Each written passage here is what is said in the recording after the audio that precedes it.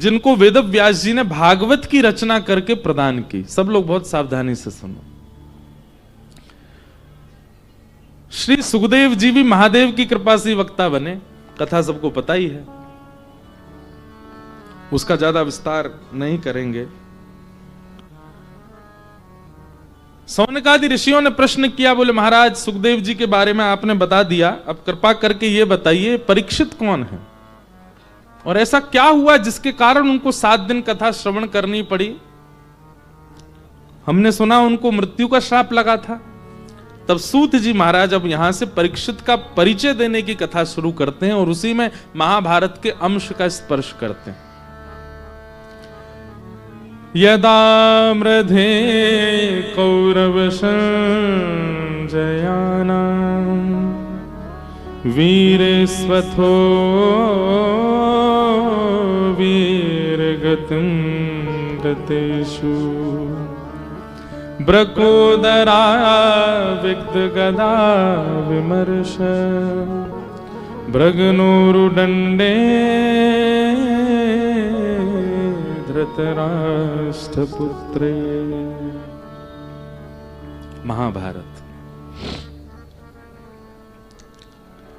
अपने अंतिम पड़ाव पर चल रहा था। महाभारत का युद्ध, बड़े बड़े वीर वीरगति को प्राप्त हो चुके थे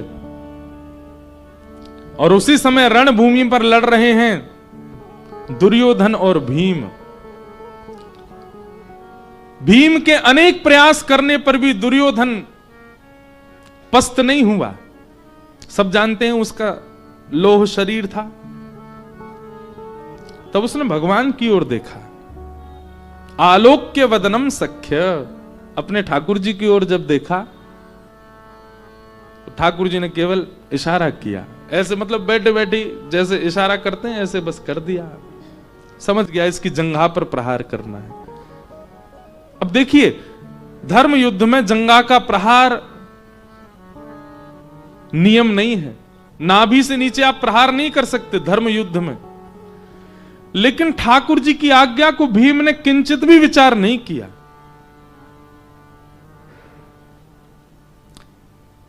आज्ञा गुरुणाम अविचारणीयाम। मैं एक बार पुनः एक बात दोहरा रहा हूं, गुरु आज्ञा नहीं देते हैं, गुरु सामर्थ्य देते हैं। अगर गुरु आज्ञा कर रहे हैं और आप केवल उसको आज्ञा समझ करके स्वयं पर चिंतन, अब मैं कैसे करूंगा, अब मैं कैसे करूंगा, वो कार्य हो ही नहीं पाएगा। गुरु अगर कह दें ऐसा करो तो इसका मतलब उन्होंने सामर्थ्य के साथ हमें यह बात कही है, ये हमसे बनेगा। गुरु की आज्ञा, आज्ञा नहीं है, वो सामर्थ्य है। इसलिए उस पर विचार मत कीजिए, करें ना करें, कैसे करें, कैसे होगा, कब होगा, क्या क्या इसका रूप बनेगा। नहीं, गुरु सामर्थ्य देते हैं। अगर गुरु ने आपको नियम दिया है 365 दिन गंगा में नहाने का, तो आपके मन में ही आना नहीं चाहिए कि नवंबर के बाद कैसे नहाऊंगा, तब तो ठंडी हो जाती है। गुरु सामर्थ्य देते हैं। आप बिन विचार बस लग पड़िए उस कार्य पर। गुरु अगर आज्ञा देते हैं कि अब मैं कभी सुन ना लूं कि तुमने ऐसा कुछ खाया है, तो ये मत विचार करना अब मैं अपनी जीव को कैसे बताऊंगा कि मैं तुझे प्याज नहीं खवा सकता या मैं तुझे नहीं। गुरु कह रहे हैं, इसका मतलब सामर्थ्य गुरु देंगे। और एक बात सुनिए, गुरु अगर कहते हैं कि ये नहीं पाना है और आपने अगर गुरु के भाव पर पुनः विचार नहीं किया है, केवल उस आज्ञा को मान लिया है, आप अपनी जिह्वा पर उस वस्तु को डालेंगे, वमन अपने आप हो जाएगा। आपका शरीर स्वीकार नहीं कर पाएगा उसको, क्योंकि आपने गुरु आज्ञा पर विचार नहीं किया, मान लिया है। हम गुरु आज्ञा पर विचार करते हैं। सब लोग इधर देखो, सावधानी से सुनो, बहुत ध्यानपूर्वक सुनने वाली बात है। ठाकुर जी माता पिता और गुरु के द्वारा आज्ञा दिलवा करके आपको परखते हैं कि मेरी आज्ञा स्वीकार करने लायक है कि नहीं। और जब माता पिता गुरु की आज्ञा पर हमारी सजगता ठाकुर जी नहीं देख पाते, तो फिर ठाकुर जी स्वयं कभी कोई आज्ञा नहीं करते। जिसने कभी अपनी मातृ आज्ञा नहीं मानी, जिसने कभी अपने गुरु की आज्ञा नहीं, वो मेरी आज्ञा मानेगा। इसलिए माता पिता और गुरु की माने विनहि विचार, विचार मत करो उस पर। गुरु अगर कह दें तो ये है, करना है। वो बात अलग है कि आजकल आप प्रभाव देख करके अगर गुरु बना बैठे हैं किसी को, तो फिर उसका दंड भी तो मिलेगा आपको। प्रभाव देख के गुरु बनाया और फिर उस गुरु की आज्ञा मान के पछताए तो फिर उसका दंड भी तो मिलेगा। इसलिए गुरु परख करके नहीं मनाना है। आप स्वयं को सत्संग के भाव से ऐसा निर्माण कीजिए कि फिर आपको गुरु ही चुनेंगे। देखिए, बहुत ध्यान से सुनिएगा। कोयले से हीरा प्रकट होता है, हीरा को तराशा जाता है, फिर उसको जौहरी की दुकान में पधरा दिया जाता है, पहुंचा दिया जाता है। अब वह हीरा जितना मूल्यवान बना होगा उतने मूल्य का अधिकारी ही उसको खरीद पाएगा, हर कोई नहीं खरीद सकता। ठीक उसी प्रकार हम सब मानव जो हैं, हम सब हीरे के समान हैं। सत्संग से हमने अपने हृदय को जितना तराशा होगा उस हृदय के अनुकूल ही गुरु जीवन में आएंगे। आप गुरु को नहीं चुनते हैं, गुरु आपको चुनता है। वो बात अलग है कि आपके मन में आया मैं इनसे गुरु दीक्षा ले लूं और आप जाकर के उनसे गुरु मंत्र ले आए। आपको ये प्रोसेस में दिखाई दिया कि आपने चाहा उनके पास जाना, पर नहीं, आपके हृदय का मोल इतना था कि ये गुरु मिले आपको। इसलिए हम गुरु दीक्षा मैं नहीं देता। क्यों? कथा ही सुनो। कथा से पहले हृदय का निर्माण ऐसा कर लीजिए, क्या पता आपका सत्संग के भाव से ऐसा तराशा गया आपके हृदय को कि अत्यंत बहुमूल्य गुरु आपके जीवन में आ गए। और केवल प्रभाव के पीछे भागे, सत्संग नहीं किया, हृदय को तराशा नहीं, हृदय बना, तो फिर गुरु भी उतने मूल्य वाले ही आएंगे।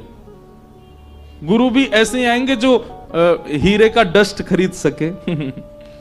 उसको क्या बोलते हैं जो हीरे का डस्ट बनता है फॉर्म, उसको सॉलिटेयर बोलते हैं उसके डस्ट को। अब पता नहीं क्या बोलते हैं, आप लोग ज्यादा जानो। हमको तो किसी ने बना के पहना दिया है, ये मैं सोचना हमको पता है।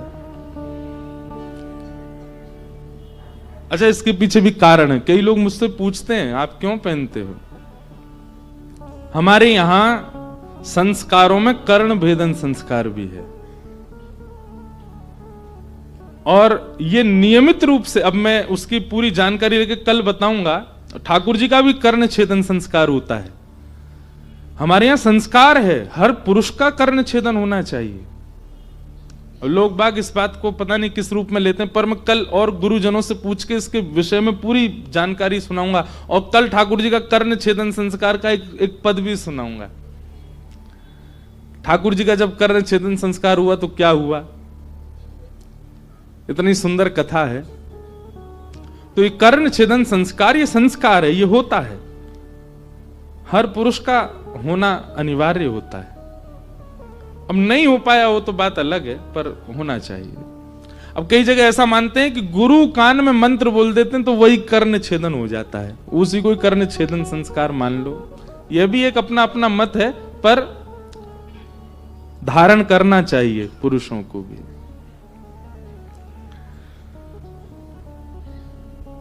तो आप कितने तराशे गए हो, आपका मूल्य कितना बना है, उस मूल्य के अनुसार अपने आप गुरु आपके जीवन में आएंगे। इसीलिए पहले सत्संग खूब करो, सबको सुनो, जिसकी वाणी प्रिय लगती हो उसको श्रवण करो, उससे आपका हृदय निर्माण होगा, गुरु अपने आप जीवन में आएंगे। और फिर गुरु जब जीवन में आ जाएंगे, उनके प्रति आप दूसरा विचार नहीं करोगे, एक बार उनकी आज्ञा होते ही आप पालन करोगे।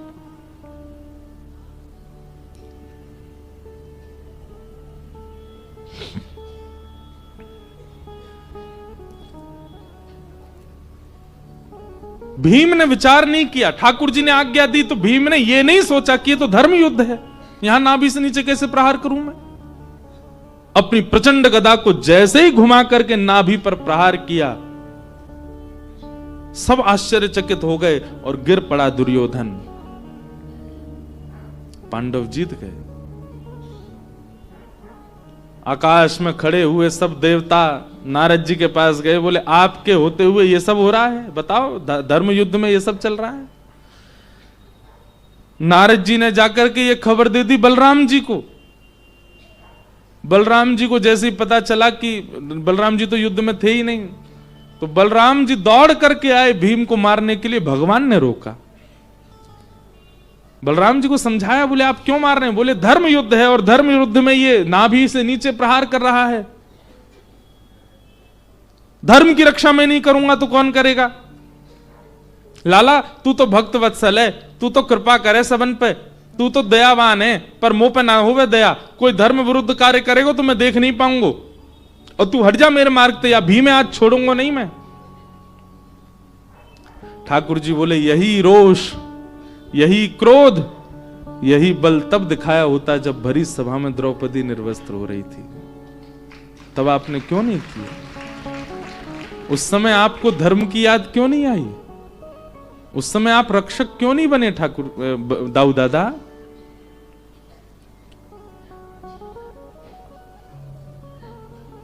कई लोग संसार में आज भी जहां उनके मतलब की बात होती है वहां वो धर्म के रक्षक बन के आ जाते हैं। गंगा जी के रूप को देख करके कोई धर्म रक्षक नहीं आता आगे,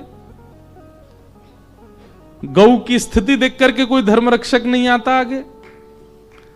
आज के बालकों को बुरा नहीं मानिएगा, अब युवा आने शुरू हो गए कथा में, पर आज के बालकों को महादेव का मूल रूप क्या है, प्रभु श्री राम का मूल रूप क्या है, रक्षाबंधन हम क्यों मनाते हैं, दीपावली का उपहार, दीपावली के उत्सव में गणेश और लक्ष्मी की पूजा क्यों होती है, नहीं जानते आज के बच्चे। हम लोग धर्म नहीं जानते, तब कोई धर्म धुरंधर आगे नहीं आता कि ये बालकों में संस्कार कैसे आवे। केवल उन विषयों पर लड़ने के लिए सब धर्म रक्षक बनकर के आ जाते हैं जिससे पॉपुलैरिटी मिल रही हो। क्षमा कीजिए, हम कड़वी बात कह रहे हैं, मैं बोलता नहीं ऐसे, इसीलिए मैं केवल कथा कहता हूं और कुछ नहीं कहता कभी भी। ये मंच सारी बातें कहने का है जिससे सबकी रक्षा हो, सबका सम्मान हो, सबके भाव हो।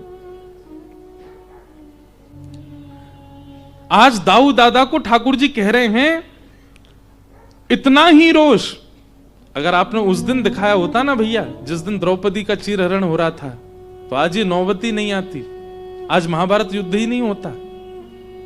पर उस दिन आप अदृश्य थे, आप दिखे नहीं मुझे। और आज जब दुर्योधन की जंघा पर प्रहार हुआ तो आप अपने हिमालय की तपस्या छोड़ के आ गए यहां पर भीम को मारने के लिए। कहीं ऐसा तो नहीं दुर्योधन आपका शिष्य है, उसके प्रति कहीं आपका शिष्यत्व जाग गया हो, उसके प्रति कहीं आपकी ममता जग गई हो? दाऊ दादा बोले नहीं नहीं लाला, ऐसी बात ना है। ताऊ जी का सारा गुस्सा हल्का, हल मुसल दोनों फेंक दिए दूर। भगवान कहते हैं धर्म विरुद्ध को दंड देना यह धर्म है, पर धर्म विरोधी को मारने के लिए यदि अधर्म का आश्रय लेना पड़े तो वह भी धर्म है। दुर्योधन, बात सुनिए पहले पूरी, ताली की आवश्यकता नहीं, सुनो, समझ में आनी चाहिए, आपका मुखमंडल बता देगा, आप समझे। दुर्योधन धर्म विरोधी है। एक अबला नारी को, एक सौभाग्यवती नारी को भरी सभा में निर्वस्त्र कर रहा था। उसी दिन इससे अधर्म हुआ था, और ऐसे अधर्मी को मारने के लिए हम धर्म का विचार करेंगे कि धर्म क्या कहता है, धर्म कैसे कहता है, धर्म की व्यवस्था क्या है। जिस व्यक्ति ने स्वयं धर्म का उल्लंघन किया हो, और स्थितियां होती हैं धर्म उल्लंघन की,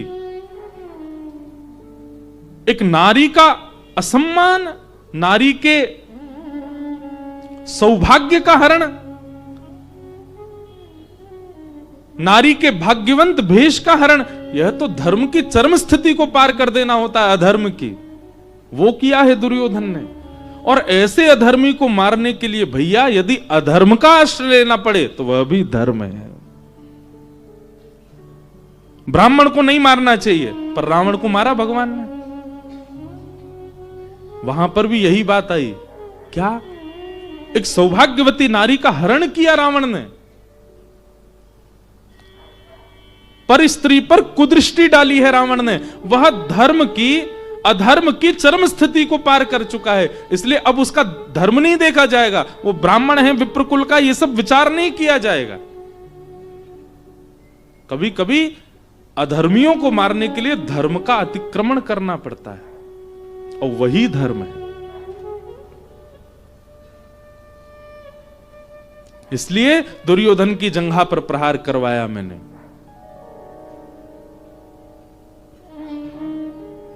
आप इन लोगों की रक्षा में आ गए जिन्होंने हमारे भांजे को चक्रव्यूह बना करके मार दिया। तब आपका क्रोध कहां गया था? तब आपको किसी ने आकर के क्यों नहीं बताया कि वहां अधर्म हो रहा है?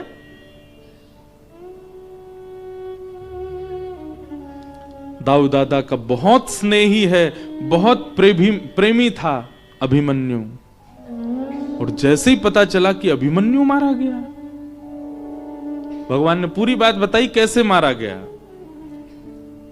और भैया, हमारी भांजे की बहू सगर्भा है, उत्तरा गर्भवती है। मैं कैसे उसके बालक को जवाब दूंगा कि मैं जिस युद्ध मैदान में था वहां उसके पिता की रक्षा नहीं कर पाया? और आप इन धर्म विरोधियों के लिए आप यहां हलमूसल लेकर के आ गए मेरे सामने भीम को मारने के लिए।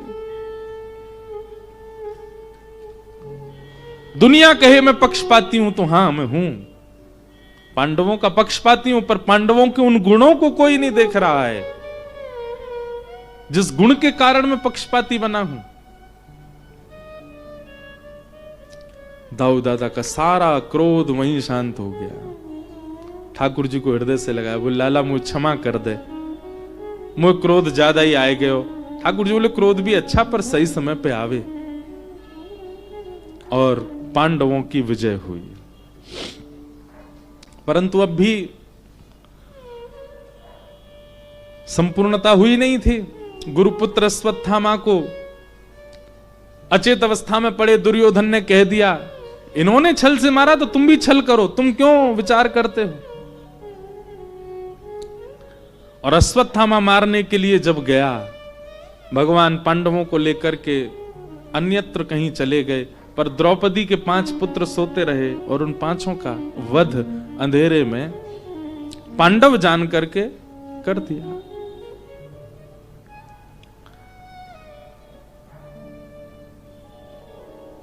प्रातःकाल का समय हुआ, पूरे पांडव समाज आज उत्सव मनाने के लिए तत्पर थे, परंतु मातम मनने लगा। क्यों? शिविर से रक्त की धार बह रही है। दौड़ करके जाके देखा तो द्रौपदी के निर्दोष बालक मरे पड़े हैं।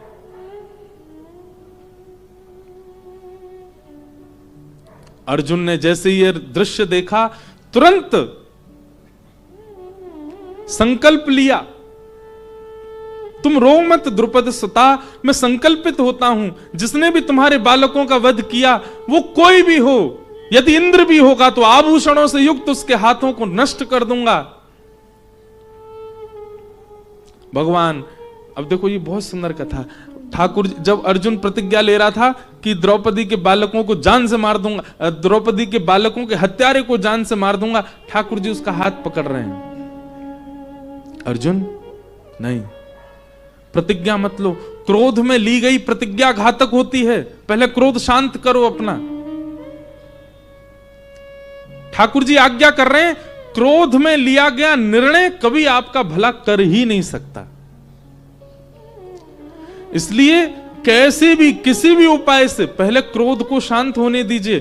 क्रोध में आपका जो मन करे सो करो, पर एक चीज हमारे कहे से कर लो। उस समय कैसे भी करके अपना मुख, ये 2 होठ जो हैं इनको खुलने मत दीजिए। क्रोध में नाश कब होता है? जब आपके मुख से स्वर निकलने लग जाते हैं। और आप एक बात बिल्कुल प्रैक्टिकली देख लीजिएगा, क्रोध आए और आप अपने मुख को शांत रख लेंगे तो आपके हाथों की मजाल नहीं कि वे उठ जाएं, आपके पैरों की मजाल नहीं कि वे कुछ कर बैठें। आप केवल अपनी वाणी को शांत रख लीजिए, मौन कर लीजिए।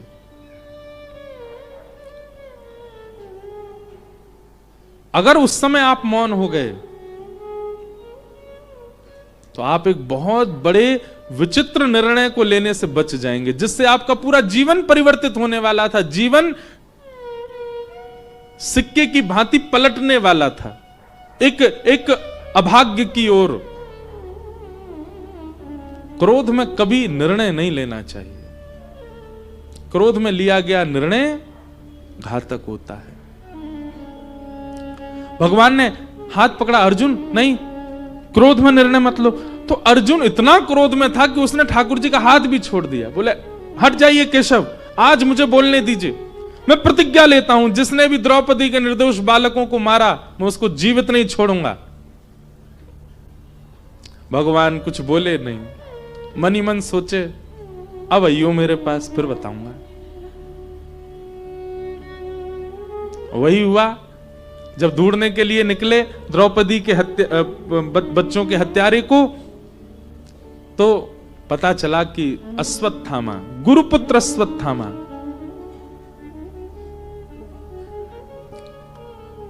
पकड़ लिया उसको। ब्रह्मास्त्र छोड़ा था, ठाकुर जी की शरण में गया तो ठाकुर जी ने उसको आज्ञा की। अब देखो यहां पर एक बात, भगवान पहले ही रूठ चुके थे थोड़े थोड़े अर्जुन से, क्योंकि बात नहीं मानी। उसके बाद प्रसंग आता है कि अर्जुन जब पकड़ने के लिए अश्वत्थामा को गया तो अश्वत्थामा ने ब्रह्मास्त्र छोड़ा, और जैसे ही ब्रह्मास्त्र को आते देखा, अर्जुन चरणों में गिर गया ठाकुर जी को, भगवान मेरी रक्षा करो। अगर हमारे आपके जैसा स्वभाव होता ठाकुर जी का, तो ठाकुर जी क्या कहते, खुद ही लड़ ले, मेरी तो माननी नहीं तुझे। लेकिन नहीं, शरण गए प्रभु ताहि न त्यागा। ठाकुर जी का ये गुण बहुत सुंदर है। क्या वो विचार नहीं करते हैं, हम कितने अवगुणी हैं, हम कितने पापी हैं, हमने क्या क्या नहीं किया, वो सारे अवगुण हैं हमारे अंदर। एक बहुत सुंदर पंक्ति है, नफरत है जिनसे उन्हें सदा, नफरत है जिनसे उन्हें सदा, उन्हीं अवगुणों में मैं हूं पड़ा। कुटिलता है, कपट भी है, छल भी है और अभिमान है। कभी स्वयं से पूछिए, क्या आप योग्य हैं ठाकुर जी के? ठाकुर जी को जो अप्रिय लगता है वो सारे अवगुण हमारे भीतर भरे पड़े हैं, लेकिन फिर भी हमारे मंदिर जाने पर कभी ठाकुर जी अपने कपाट बंद नहीं करते, ठाकुर जी हमें दर्शन देने से इनकार नहीं करते, हमें प्रसाद देने से कभी मना नहीं करते, हमें कथा सुनवाने के लिए वक्ता को आपके नगर में भेज देते हैं, जाओ वहां कथा करो ताकि नगर के सब लोग कथा सुने। ठाकुर जी चाहें तो इन सब पर प्रतिबंध कर सकते हैं, क्यों, हम उनके योग्य नहीं है, पर नहीं, सारे प्रतिबंधों को भूल जाते हैं। मानव का स्वभाव कैसा होता है, एक बार यदि किसी से उसका मन उठ गया, सारे द्वार बंद कर देगा उस व्यक्ति को अपने पास आने के। व्हाट्सएप पे ब्लॉक कर देगा, सोशल मीडिया पे ब्लॉक मार देगा, अपना नंबर बदल देगा, उसको नंबर ब्लॉक कर देगा। आजकल तो यहीं से ही द्वार बंद हो रहे हैं, ब्लॉक से ही सारे संपर्क। ठाकुर जी कभी हमें ब्लॉक करते हैं? कभी नहीं। गुण क्यों ना कर ले, सब जगह खुले रहते हैं द्वार। सीखो ठाकुर जी से, कितने दयालु हैं। अर्जुन ने मानी नहीं थी बात, लेकिन अब संकट आने पर जैसे ही गिरा चरणों में, बाबू जी में वर्णन है, ठाकुर जी ने फिर उसको आज्ञा की तू भी ब्रह्मास्त्र चला दे, और दोनों ब्रह्मास्त्र समाप्त हुए, शांत हुए, अर्जुन की रक्षा हुई। अश्वत्थामा को पकड़ करके लेकर के बांध करके उसके हाथ पैर जैसे ही पहुंचे, द्रौपदी ने सुना मेरे बालकों का हत्यारा मिल गया। निकल करके बाहर आई देखने को, किसने मारा मेरे बालकों को। इतना सुंदर श्लोक है, निरीक्ष कृष्णापकृतं गुरुसुतं वाम स्वभावा कृपया नाम च। जिस प्रकार गोस्वामी जी की वाणी परिस्थिति अनुसार बदल जाती है, कभी सती जी को दक्ष कुमारी कहते हैं और सकल भवानी कहते हैं, और वहां पर परिस्थिति बदल रही है इसलिए नाम बदल जाता है। ठीक वैसे ही द्रौपदी ने जैसे आकर के अपने बालकों के हत्यारे को देखा तो श्री शुकाचार्य जी महाराज यहां पर द्रौपदी का नाम बदल देते हैं। क्या कह रहे हैं? निरीक्ष कृष्णापकृतम गुरु सुतम। अपने गुरु सुत को जैसे ही द्रौपदी ने देखा, नहीं बोले किसने देखा, बोले कृष्णा ने देखा। परीक्षित जी महाराज सौनकादि ऋषि सूत जी से कहते हैं, आपने द्रौपदी को कृष्णा क्यों कहा? सूत जी कहते हैं, ये मैं नहीं कह रहा हूं, तो उस सभा में खड़े हुए द्वारिकाधीश कह रहे हैं। क्यों? बालकों के हत्यारे को देख करके मां को क्रुद्ध होना चाहिए, मां को क्रोधित होना चाहिए, पर ये द्रौपदी क्या कह रही है कि उवाच चास हंतस्य वंदना नयनम सत्यम मुच्यता मुच्यतामेश ब्राह्मणो नितराम गुरु। अर्जुन, ये तुमने क्या किया? किसको बंदी बना के लाए हो? हमारा गुरुपुत्र अश्वत्थामा, वही कह रही हूं, गुरुपुत्र अश्वत्थामा, जिन गुरु ने हमें धनुष उठाना सिखाया, बाण चलाना सिखाया, रणभूमि में खड़ा होना सिखाया। युद्ध के कारण उनका तो वध हुआ, युद्ध, कम से कम उनके परिवार के प्रति तो गुरु निष्ठा का पालन करो। गुरु पुत्र गुरु के समान होता है, और आप इसको यहां बंदी बना के लिए आए। इसको छोड़ दो, इसको अभी मुक्त कर दो। जैसे ही अपने बालकों के हत्यारे को मुक्त करने की कामना करने लगी द्रौपदी,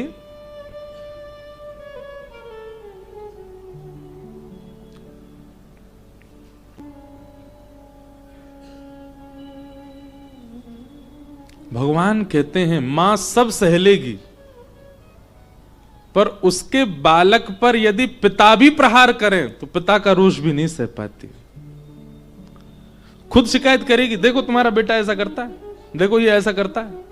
और पिता जब क्रोध करे, ठीक है, जब तक मां को लगेगा इतना ठीक है, जैसे उससे ज्यादा पहुंचता तो मां ही बीच बचाव में आ जाती, बस बस ठीक है, इतना मैं देख लूंगी, अब इससे ज्यादा नहीं। ये मां का एक प्रेम होता है अपने पुत्र के प्रति। वो पिता को भी इतना अधिकार नहीं देती कि वो अपने मन माने ढंग से उसके पुत्र को या पुत्री को दंडित करे। इतना अधिकार तो केवल मां के पास ही होता है। अरे कहां तक कहें, पर ब्रह्म भी यदि क्रोध करने लगे तो मां उस भगवान को भी चैलेंज करती है, ठाकुर जी राजी राजी मान जाओ, मेरे बालकों पर संकट मत दो, नहीं तो फिर मुझ पर और भी तरीके हैं। ये मां का स्वरूप है। और आज उसी मां को देख करके भगवान कह रहे हैं, बालकों को मारने वाला नहीं, दंड करने वाला, उनकी हत्या करने वाला सामने खड़ा है, और द्रौपदी कहती है इसको छोड़ दो, इसको मुक्त कर दो। असंभव। जो मां अत्यंत वात्सल्य रूपा है, उसे खप्पर हाथ में लेने में समय नहीं लगता। यदि वो दुर्गा है, अंबिका है, तो भद्रकाली बनने का भी उसके पास में पूरा अधिकार है। लेकिन परिस्थिति हो चुकी है भद्रकाली रूप धारण करने की, लेकिन द्रौपदी तब भी अपने दया गुण को प्रकट कर रही है। वो कह रही है इसको छोड़ दो, इसको मत मारो। तब भरी सभा में किसी ने क्या कहा क्या नहीं कहा, परंतु सूत जी महाराज कहते हैं भरी सभा में दूर खंबे से सिर लगा करके खड़े द्वारिकाधीश के नेत्र सजल हो गए देख करके, और कहा दया का देवता है कृष्ण और दया की देवी है कृष्णा। निरीक्ष कृष्णापकृतम गुरु सुतम। बंधुओं, परिस्थिति जब जीवन में आती है ना, परिस्थिति जब जीवन में आए तब यह सोचना चाहिए कि ठाकुर जी आंख खोल करके हमको देख रहे हैं। जब कोई परिस्थिति नहीं है, सब बहुत इजी चल रहा है, बहुत फ्लेक्सिबल है लाइफ में, सोचो ठाकुर जी कहीं और व्यस्त हैं अभी। लेकिन जैसी परिस्थिति आ जाए तो यही सोचना चाहिए ठाकुर जी ने आंख तो खोले लिए, डबल लेंस और लगा लिए, और उस परिस्थिति में आप जो निर्णय लेते हो उससे ठाकुर जी आपको औदा प्रदान करते हैं अपने हृदय में। इसलिए परिस्थिति से भाग मत जाया कीजिए। परिस्थिति जैसी जीवन में आवे तो बस यही ध्यान, अब ठाकुर जी की दृष्टि है, अब मुझे संभल करके कदम उठाने हैं और संभल करके निर्णय लेना है।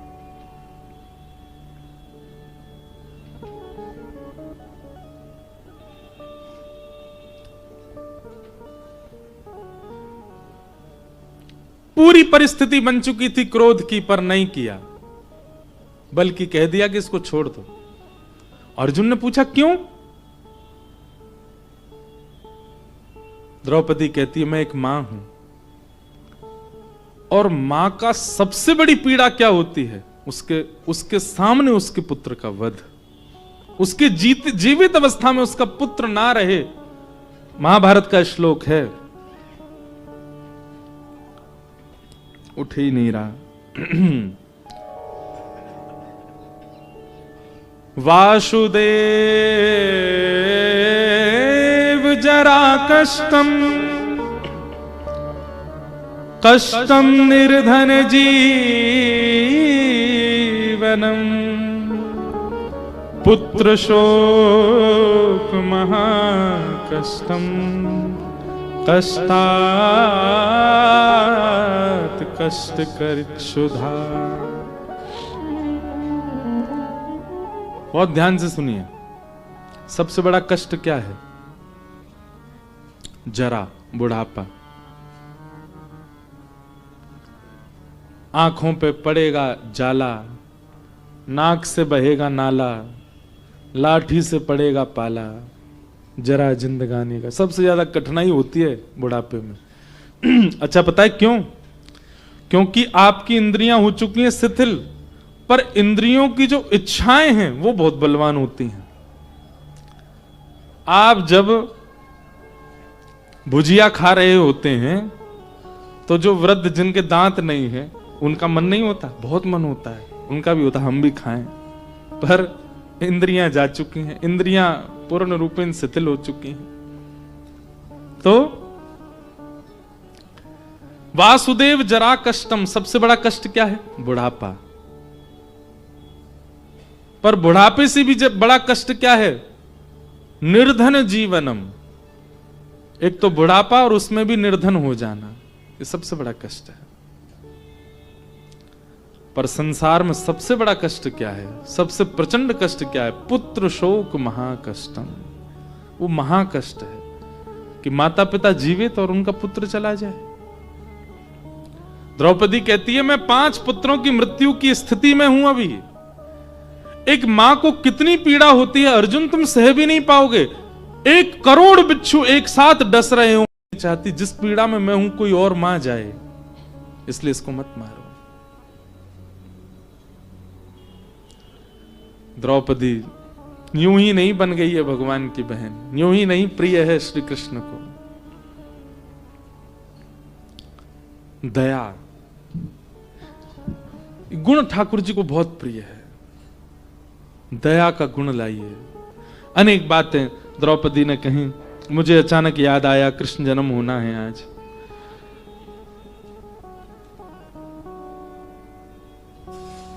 भगवान ने अर्जुन से कहा, अर्जुन द्रौपदी की बात तुमको माननी चाहिए, उसके 5 बालक हैं, मां की आज्ञा के बिना तुम वध मत करना। अर्जुन ने युधिष्ठिर की ओर देखा, बोले आप बताइए। युधिष्ठिर बोले मैं भी द्रौपदी के पक्ष में हूं, द्रौपदी की बात में धर्म न्याय सब कुछ है।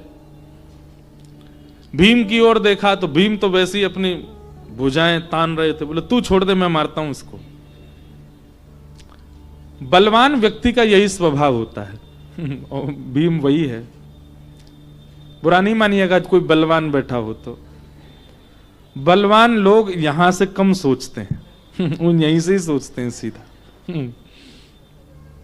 अच्छा किसी में भी आप वान हो जाओ, वान मतलब महान हो जाओ, बलवान व्यक्ति बल से ही सोचता है, धनवान व्यक्ति धन से ही सोचता है, गुणवान व्यक्ति गुण से ही सोचता है।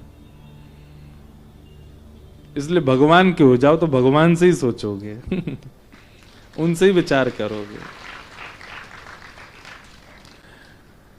तो भीम बोला मैं मार देता हूं। नकुल सहदेव बोले नहीं, हम भी द्रौपदी के पक्ष में। प्रजा से पूछा तो प्रजा बोली हमारे हवाले कर दो। अर्जुन ने भगवान की ओर देखा, बोले आप बताओ। करिष्ये वचनम तव। भगवान नहीं, कल ले तू अपने मन की, पहले मना किया था तेरे को। नहीं नहीं नहीं भैया बताइए ना भगवान, मैं क्या करूं, मैं बहुत बड़ी दुविधा में फंसा हूं।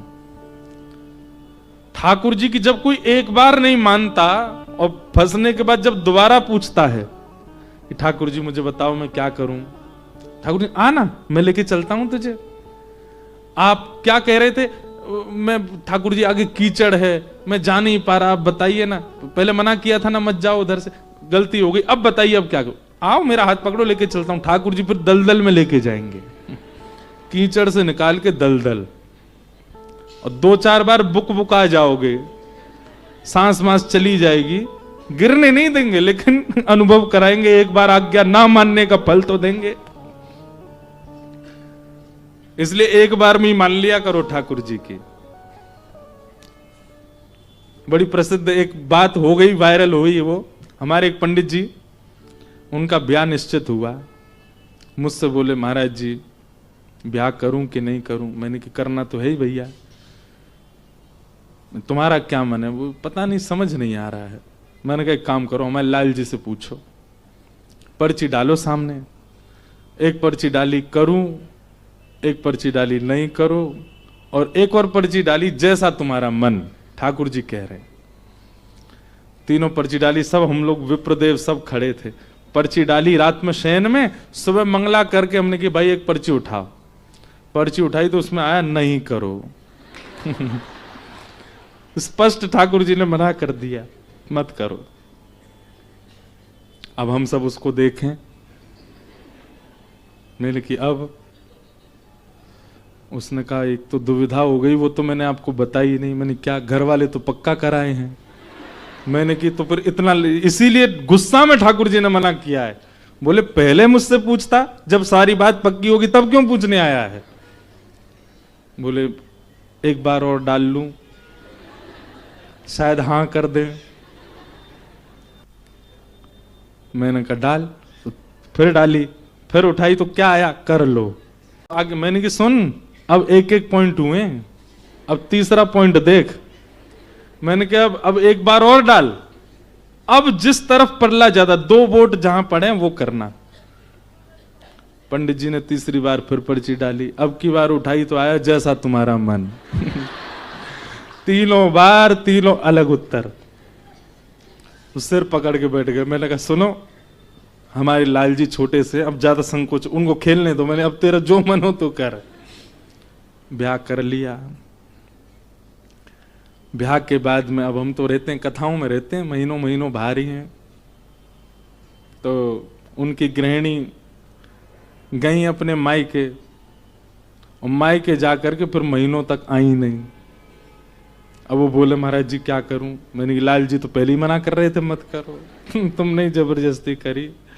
अब तुमको था कि कैसे भी करके 2 बार हां ही आ जाए, अब ब्याह तो हो ही गया। मैंने कहा प्रथम आज्ञा ही मान लिया कीजिए ठाकुर जी की, बार बार नहीं। इसका मतलब ये नहीं आप सभी पर्चियां ही डालते रहो ठाकुर जी के आगे। इसके पीछे एक बात और हम कहते हैं, भैया ठाकुर जी को ज्यादा संकोच में नहीं डालना। आप छोटी छोटी बातों पे ही पर्ची डाल लो। आज बताओ कढ़ी बनाए कि दाल बनाए, बता डालो।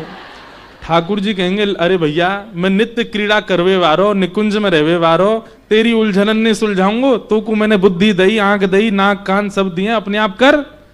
जब आपको लगे कि बहुत विषम परिस्थिति, तभी ठाकुर जी से आज्ञा लिया कीजिए। बात बात की आज्ञा लेंगे तो ठाकुर जी गुस्सा में उल्टी पर्चियां उठवाएंगे। ले बेटा ये ले, ये कर।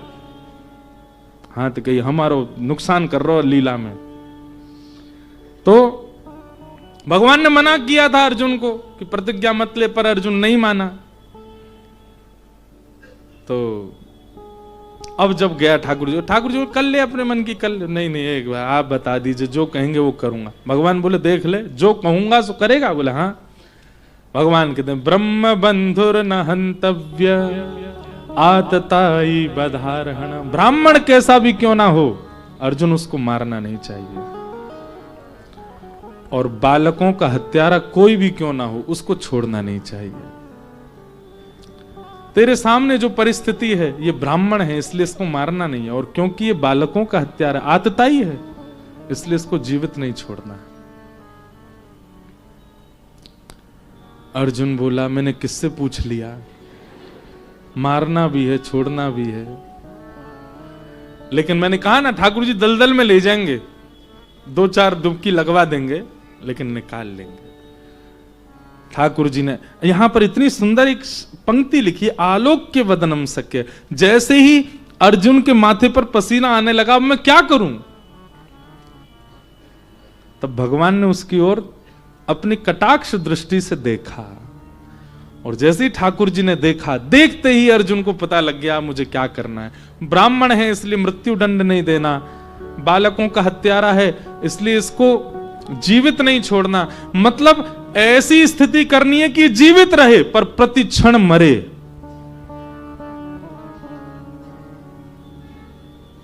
और वही किया। जीवित व्यक्ति प्रति क्षण कब मरता है, जब भरी सभा में उसका अपमान होता है। अपमानित व्यक्ति हर क्षण मरता है। व्यक्ति को अपने प्राणों से भी ज्यादा प्रिय होता है अपना स्वाभिमान, अपना मान, प्राणों से भी अति प्रिय होता है। जिसका होता है, जिनका स्वाभिमान है, जिनका है ही नहीं उनको तो कोई कह नहीं सकता, पर स्वाभिमान बहुत प्रिय है। आधी दाढ़ी मूछ मूड़ करके, आधे केश मूड़ करके, शिखा छेदन करके बड़ी सभा से बाहर कर दिया। अश्वत्थामा ने अपने इस अपमान का बदला लेना चाहा और उसने विचार किया अभिमन्यु तो मारा गया पर उसकी पत्नी अभी सगर्भा है, उसका बालक भी यदि मर जाए तो पांडवों के यहां जल देने वाला भी नहीं बचेगा। ब्रह्मास्त्र छोड़ दिया। उत्तरा दौड़ी दौड़ी भगवान के पास गई। पाहि पाहि महायोगिन देव देव जगतपते, हे नाथ मेरी रक्षा करो।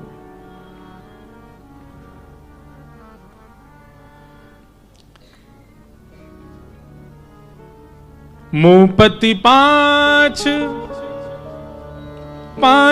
के तुम पति, सो पति का है बिसारी। सूर श्याम तुम पाछे पछतइयो, जब मोहे देख उघारी। हरि जी मोरी क्या बिगड़ेगी, जाएगी लाज तुम्हारी। उत्तरा ने विचार किया द्रौपदी का कि जब चीरहरण हुआ था तब द्रौपदी की रक्षा केवल ठाकुर जी ने की। आज ब्रह्मास्त्र मेरे बालक को मारने के लिए छोड़ा गया तो मेरी रक्षा भी वही करेंगे। दौड़ करके गई है। यहां पर ससुर खड़े हैं, बड़े बड़े सब लोग खड़े हैं रक्षार्थ, पर किसी के पास नहीं गई, द्वारिकाधीश के पास गई। आप मेरी रक्षा करो।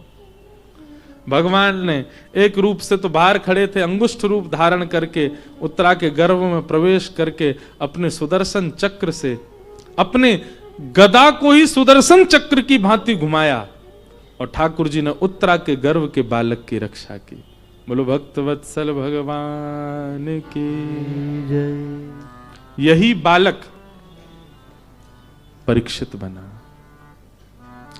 हमारे पूज्य पिताजी महाराज के सदगुरुदेव अनंत श्री विभूषित श्री रामानुज प्रपन्नाचार्य गुरु जी, मेरे दादा गुरु,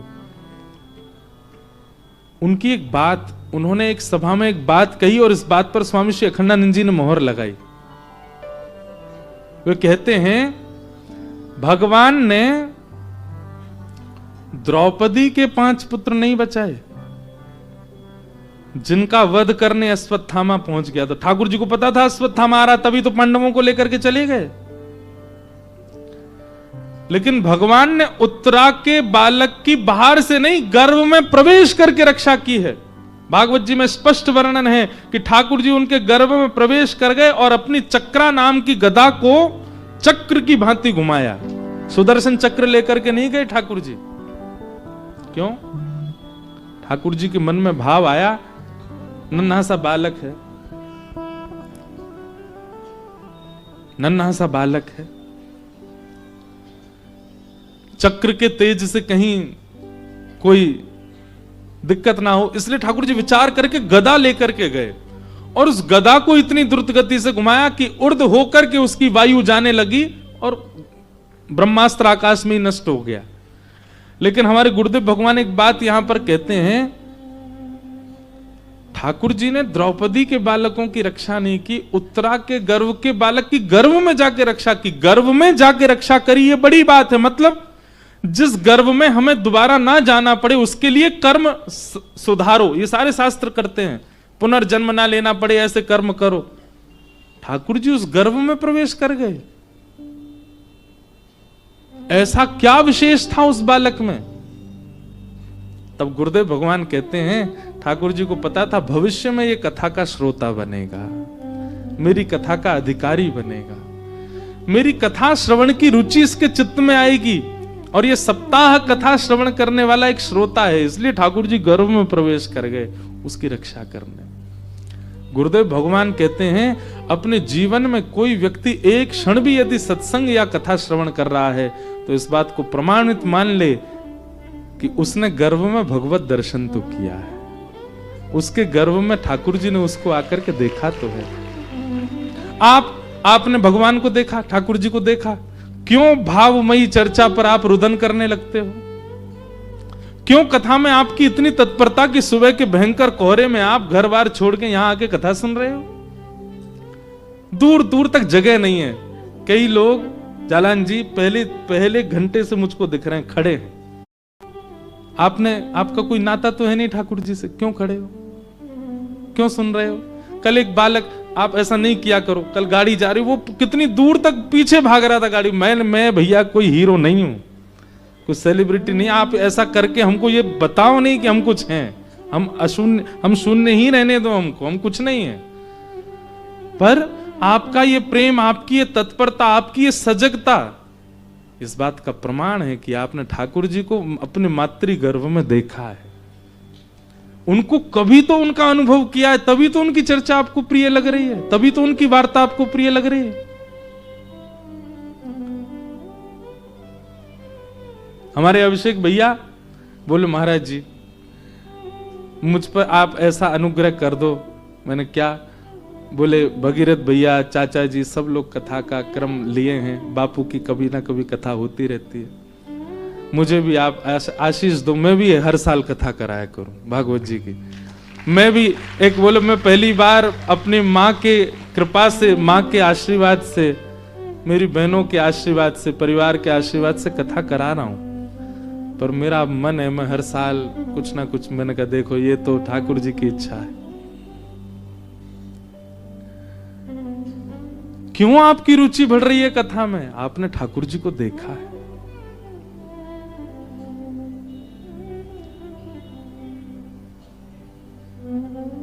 वो पंक्ति में गाता हूं कथा में,